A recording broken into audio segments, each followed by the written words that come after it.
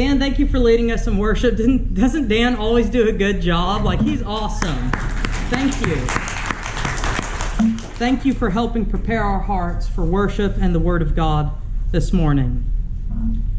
Well, we're going to not switch gears exactly, but we're going to be reading from a little bit different of a passage. We're in Exodus chapter 20, verse 13.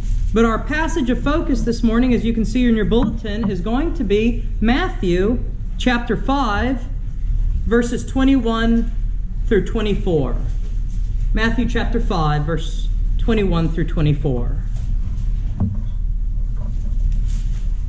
Can you remember the worst house guest or the worst roommate that you have ever had? Amy and I were both blessed with great roommates in college, but not every college student is so lucky. After doing a little online digging, I had more terrible stories about awful roommates that you would ever care to hear. The stories decried roommates with poor hygiene, roommates who let piles of dirty dishes go moldy for months, and roommates who thieved food items out of the fridge. But did you know that having a bad roommate can actually have a big impact on a person, a lot bigger than just a few bad stories? According to an article by the New York Times, a growing body of research is identifying how much these roommates may actually influence each other in ways temporary and long-standing, negative and positive. Did you know that a roommate can affect your weight? It's true. One study demonstrated that a person had less of a chance of gaining that freshman 15 if they had roommates who were fit and healthy. Another study showed that happier roommates tended to positively affect roommates who might be struggling with clinical depression, and vice versa. Another coined the phrase, the Xbox effect. Y'all know what an Xbox is? It's a video game system. The researcher behind the study found that if your roommate brought a video game to college, you study a lot less and you do a lot worse in your classes. I'm not sure it took a study to know that. The person that we live with has the power to affect us in some major ways, some ways that we might not even be aware. It only makes sense then that we need to be very careful about those we choose to live with. You could rent a room to a lot of terrible roommates out there, roommates who stink, roommates who steal, roommates who are unclean. But Jesus says the worst roommate you could ever rent a room to is anger.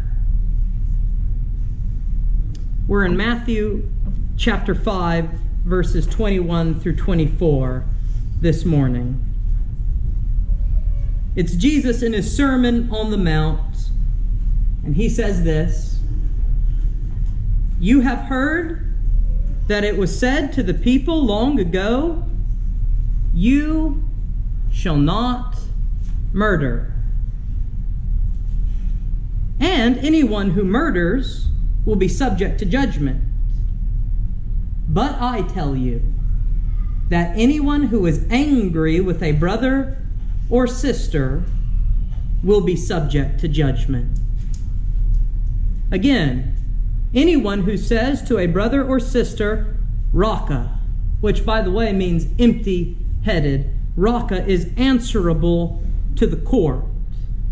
And anyone who says, 'You fool,' will be in danger of the fire of hell.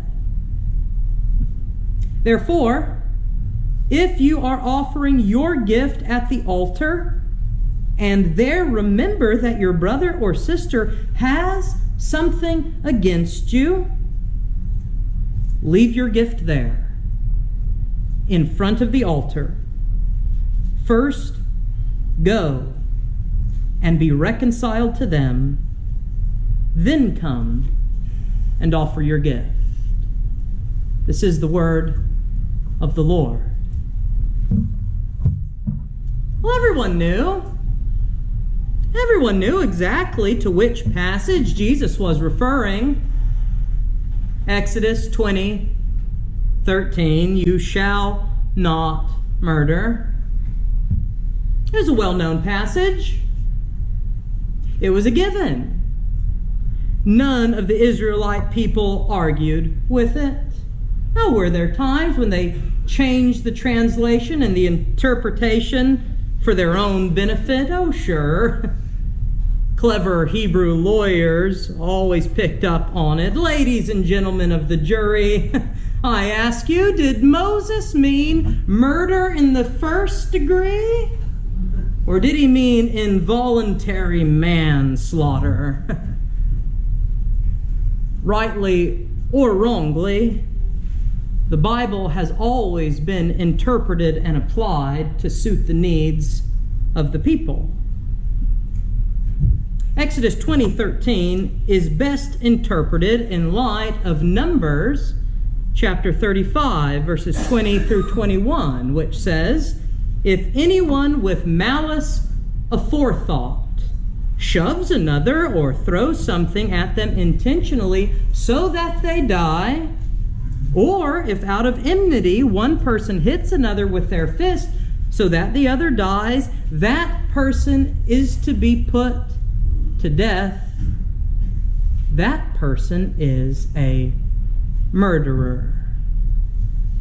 Now, even though the law uses the word murder, the author seems to be describing something closer to manslaughter. So which is it, Moses? I'm not sure that God cares. One commentator puts it plainly, you shall not murder means any act of violence and against an individual out of hatred, anger, malice, deceit, or for personal gain in whatever circumstances and by whatever method that might result in death, murder, killing, manslaughter, intentional, unintentional, who cares? You're guilty, Jesus says, if there is anger in your heart. Because even though we may never kill anyone, I've never run across a Christian struggling with that commandment, the seed of murder is anger. It seems that if we want to grow in our relationship with God and with other people, which is what the Ten Commandments are all about, that's how Jesus sums up all of the law, love the Lord your God and love your neighbor. If we want to grow in those areas, we are going to have to be careful about who we rent a room to in our heart. For some of us, we may need to evict anger.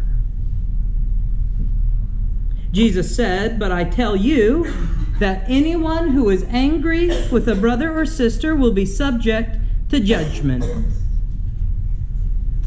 Well, isn't that the pot calling the kettle black? I recall, Jesus, that there was a time when you got pretty heated yourself. I remember, don't you? I remember a pretty angry Jesus flipping all those tables over in the temple, fashioning a whip out of cords, knocking all the money changers off their chair, scared to death all the good folk just trying to make their yearly sacrifice. So why is it okay for Jesus to be angry then and yet condemn anger now? Well, maybe the answer lies in language. The Greek language distinguishes between two types of anger. One type of anger, thumos. Thumos is that lightning bolt anger. It fires up quickly but disappears just as quickly. Thumos. It's hard to control sometimes. Have you ever had to slam on your brakes because some jerk pulled out in front of you? That's thumos.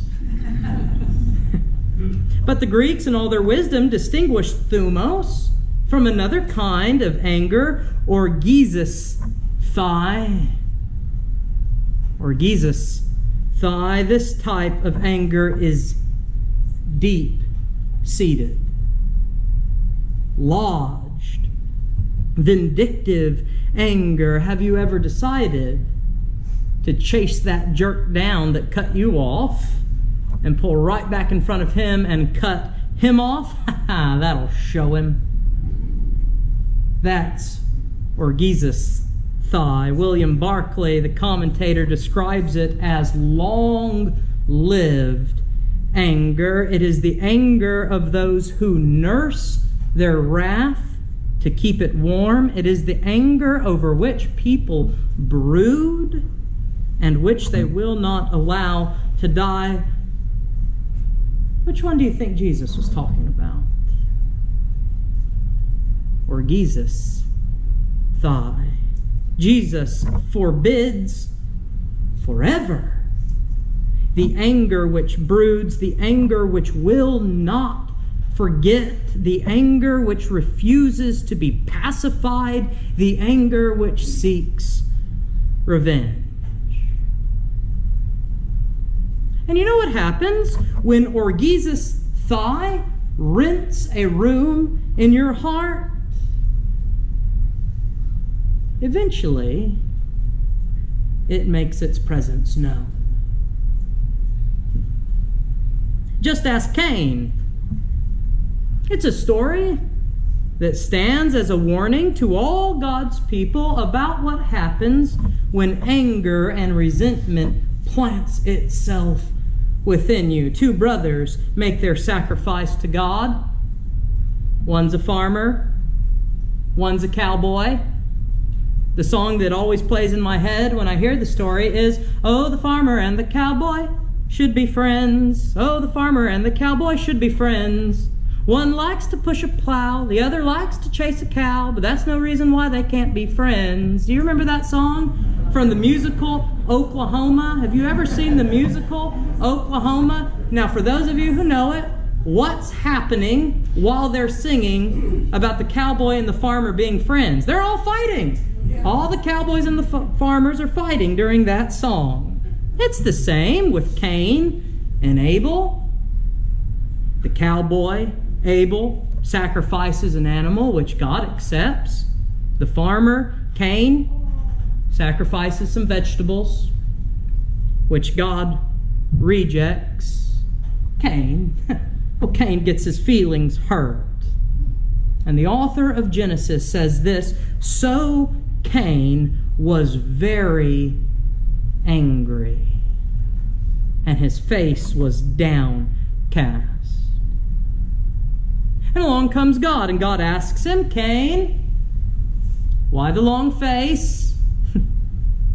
Why are you so angry? Do what's right," God says. "Do what's right, and you'll be okay." And then God tells him, "But if you do not do what is right, sin is crouching at your door." What sin is God talking about? Orgisis thigh. When you let anger rent a room in your heart, well, it's just waiting to burst out that front door. Eventually anger makes its presence known. So I guess before it all comes crashing through on its own, you may have to evict anger first. You know what else happens when orgies thigh rents a room in your heart? Well, Jesus says that none of the good you do will count for anything. You compromise your effectiveness to do good for God's kingdom. In verses 23 and 24, in Matthew chapter 5, you'll notice he instructs his listeners to leave their gift at the altar. Leave it there. First, go and be reconciled to them, he says. Then come and offer your gift. It's the same message. It's the same message Paul tells the Corinthian church in 1 Corinthians 13. If I speak in the tongues of men or of angels, but do not have love, I am only a resounding gong or a clanging cymbal. If I have the gift of prophecy and can fathom all mysteries and all knowledge, and if I have faith that can move mountains but do not have love, I am nothing. If I give all I possess to the poor and give over my body to hardship that I may boast, but do not have love, I gain nothing. We are nothing. Without love, we are nothing. With hatred in our hearts. One day, a man was telling his friend about their new preacher. What was wrong with the old one? His friend asked. Every week, he told us that we were sinners and we were headed straight for hell if we didn't change. And his friend asked, well, what's your new preacher like? And his friend answered, every week he tells us that we are sinners and that we're headed straight for hell if we don't change. Then why did you fire the first preacher? His perplexed friend asked. Well, answered his friend, when our new preacher says it, he at least seems sad about it. Offering your gifts and your services and your talents to God, as great as they may be, as awesome as your arsenal of talents may be, while at the same time harboring anger and resentment towards someone, is ultimately useless. It's useless. Your effectiveness is compromised. So I guess before you can do any sort of good at all, before you can offer your gift, you're going to have to evict anger first. But anger doesn't just stunt you as an individual. It's not just you. The entire church witness is compromised by orgies thigh. Notice that Jesus reserves a pretty harsh sentence for those renting a room to anger. What Jesus has to say is, well, it's pretty rough. Again, anyone who says to a brother or sister, "Raka," is answerable to the court, and anyone who says, "You fool," and here's what Jesus says, will be in danger of the fire of hell. Of hell? Now, doesn't that seem a little off-kilter to you? You mean that if I call somebody a mean name, I'll wind up in hell? Wow, Jesus. The word that Jesus uses for hell, you know this already, don't you? The word that Jesus uses is Gehenna. And Gehenna was an actual place. Gehenna was the dump outside of Jerusalem where the people used to burn all their garbage. Commentators describe it as a kind of public incinerator. It was hot and sweaty. It was always layered in smoke and fire. It was a miserable place to be, and I don't think that Jesus is using that image accidentally. I think he was trying to say that if you speak trash, you can go live in the trash. It's pretty harsh. But Jesus knew. Jesus knew that if the world was going to take his message seriously, that he would need followers who actually loved one another, that actually would resolve their differences, who would refuse to let anger dwell within them. A new commandment I give you. Love one another.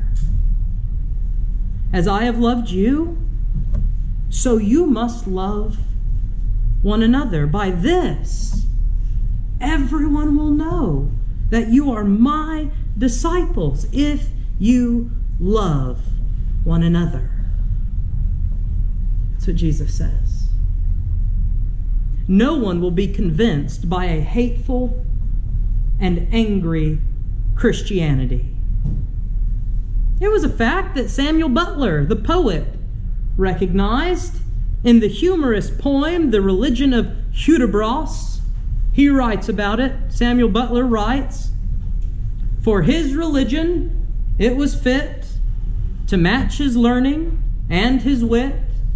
'Twas Presbyterian, true blue, for he was of that stubborn crew of errant saints whom all men grant to be the true church militant, such as do build their faith upon the holy text of pike and gun, decide all controversies by infallible artillery, and prove their doctrine orthodox by apostolic blows and knocks, call fire and sword and desolation a godly, thorough reformation, which always must be carried on and still be doing, never done, as if religion were intended for nothing else but to be mended."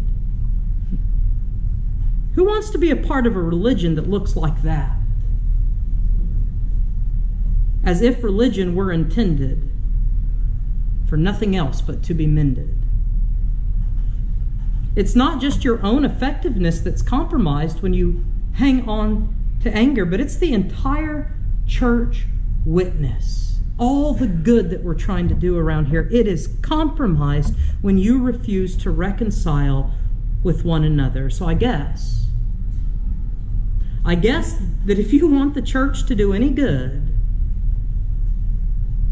you're going to have to evict anger. Texas Baptist legend, Pastor Paul Powell, once made a simple observation. If you add the letter D to the word anger, you get the word danger. And that's exactly what happens to a person and to a church where anger is allowed to rent a room. It's the worst roommate that you could ever have. It's a danger to your own ministry effectiveness, and it's a danger to our own witness. So evict it. Kick it out. Don't let it rent out a space in your heart for another day. Go and be reconciled first, Jesus says, and then come and give your gift. Pray with me.